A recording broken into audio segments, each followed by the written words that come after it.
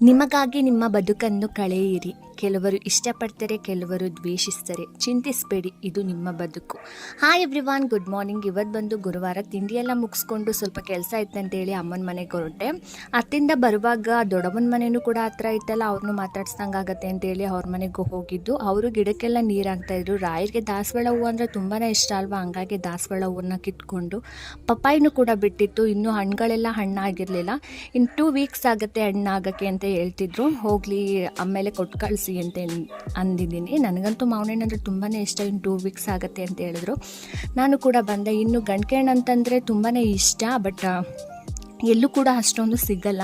ನಮ್ಮ ದೊಡ್ಡಮ್ಮ ಸ್ವಲ್ಪ ಹಾಕ್ಕೊಟ್ಟಿದ್ರು. ಅಲ್ಲಿ ಒಂದು 5-6 ಗಂಟ್ಗೆ ಕೂಡ ಬಿಟ್ಟಿತ್ತು.